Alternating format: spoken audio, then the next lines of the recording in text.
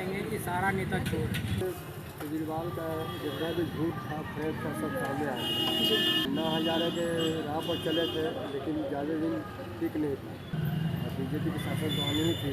देशभक्ति सरकार चाहिए। नीतीश कुमार ही ये निश्चित नहीं कहा जा सकता है। थोड़ा सा राजनीति में कुछ भी हो सकता है। वहाँ पर उन्होंने एक ऑफर डाल दिया, एक बोतल पे एक बोतल फ्री है। तो उनकी इच्छा क्या थी? सिर्फ सारे लोगों को शराबी बनाना।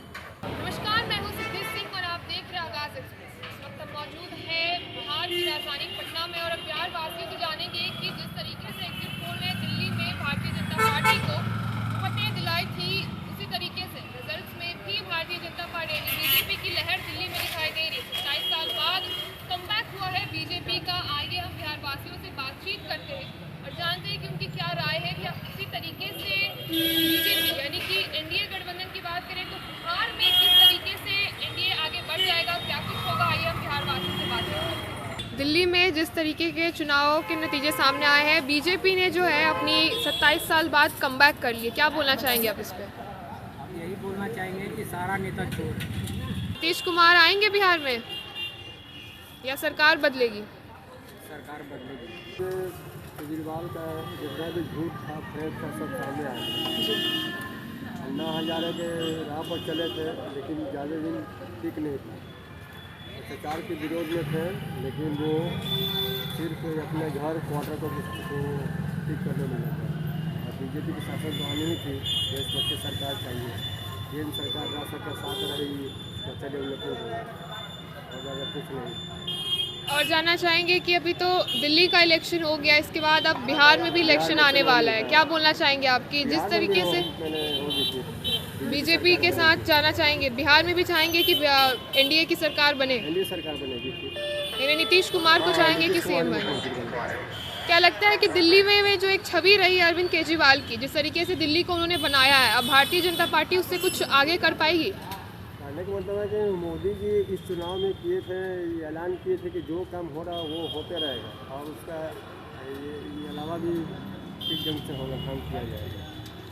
दिल्ली में तो बीजेपी ने अपनी जीत हासिल कर ली है, 27 साल बाद सरकार बनाने जा रही है, क्या बोलेंगे इस पे आप? 27 साल बनाने जा रही है तो इसमें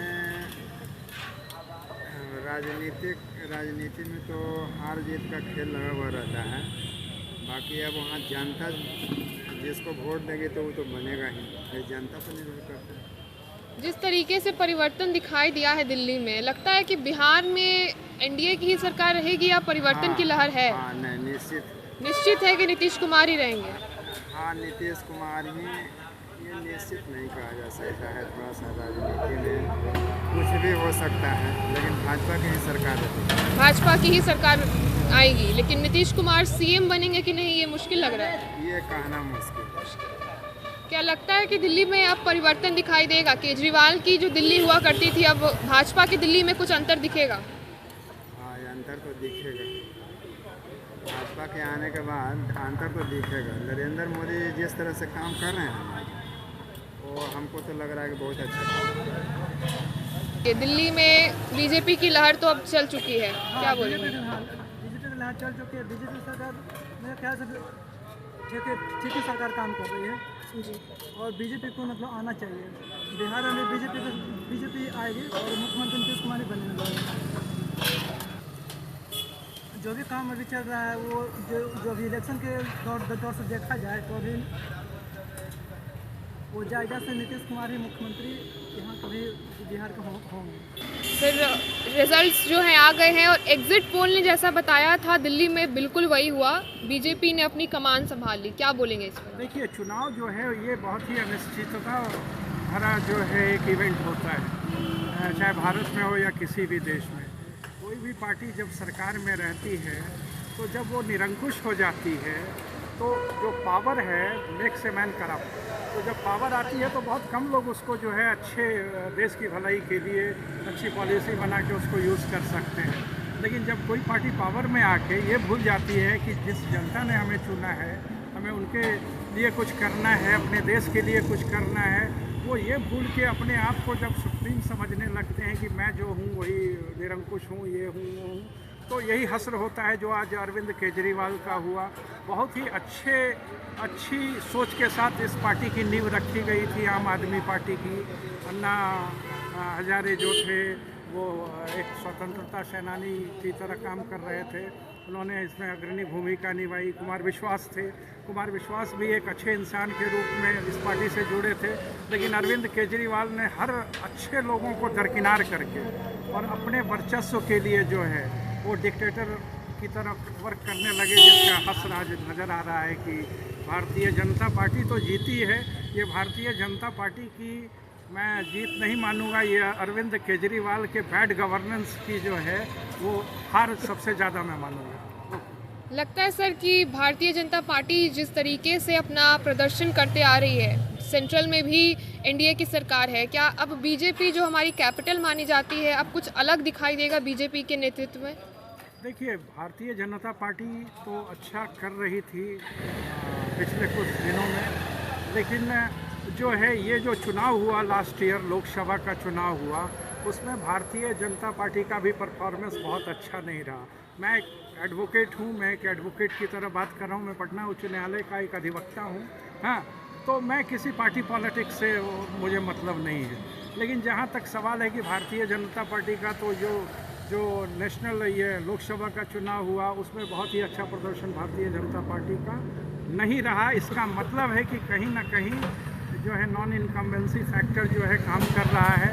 भारतीय जनता पार्टी को अब जो है संभल के काम करना चाहिए और ये कम्युनलिज्म जो मंदिर और मस्जिद का मुद्दा है और ये सब जो मुद्दा है, इनसे ऊपर उठ के कुछ विकास का काम करना चाहिए, कुछ अच्छा काम करना चाहिए ताकि देश की तरक्की हो और विकास हो। मंदिर और मस्जिद तो एक व्यक्तिगत फेथ है लोगों का, उसको व्यक्तियों पे छोड़ देना चाहिए और देश के हित में कुछ काम अच्छा करना चाहिए।